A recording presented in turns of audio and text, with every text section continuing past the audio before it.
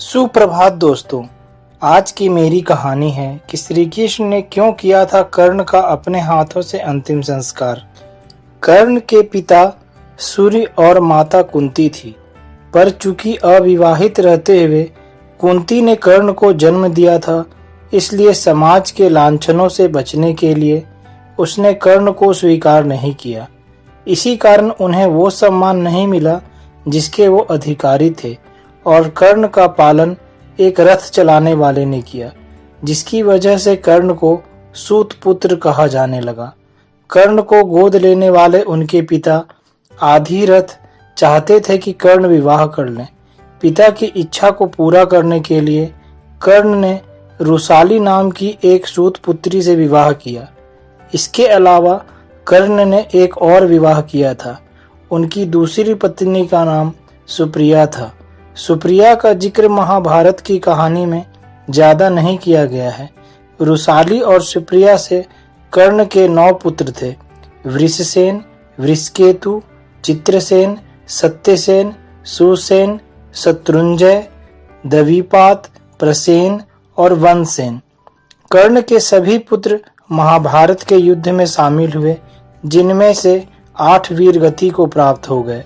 प्रसेन की मौत सात्विक के हाथों, शत्रुंजय, वृषसेन और द्विपात की अर्जुन, वनसेन की भीम और चित्रसेन, सत्यसेन और सुसेन की नकुल के द्वारा मृत्यु हुई थी।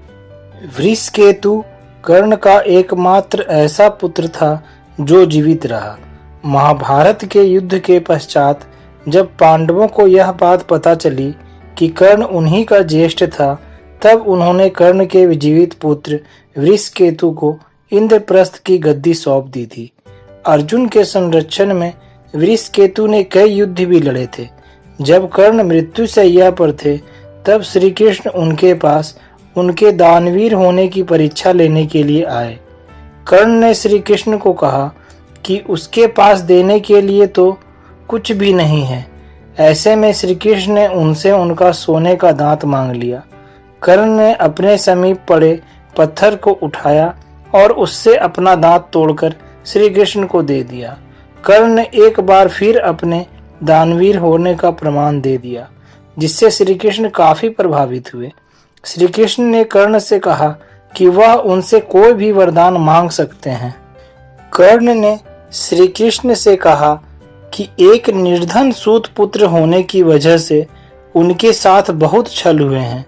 अगली बार जब श्री कृष्ण धरती पर आए तो वह पिछड़े वर्ग के लोगों के जीवन को सुधारने के लिए प्रयत्न करें। इसके साथ कर्ण ने 2 और वरदान मांगे। दूसरे वरदान के रूप में कर्ण ने यह मांगा कि अगले जन्म में श्री कृष्ण उन्हीं के राज्य में जन्म लें, और तीसरे वरदान में उन्होंने श्री कृष्ण से कहा कि उनका अंतिम संस्कार ऐसे स्थान पर होना चाहिए जहां कोई पाप ना हो। लेकिन चूंकि संपूर्ण पृथ्वी पर ऐसा कोई स्थान नहीं होने के कारण श्री कृष्ण ने उनकी अंतिम इच्छा पूरी करने के लिए कर्ण का अंतिम संस्कार अपने ही हाथों से कर दिया और उन्हें इस माया जाल से मुक्त कर दिया। इस तरह दानवीर कर्ण मृत्यु के पश्चात साक्षात वैकुंठ धाम को प्राप्त हुए।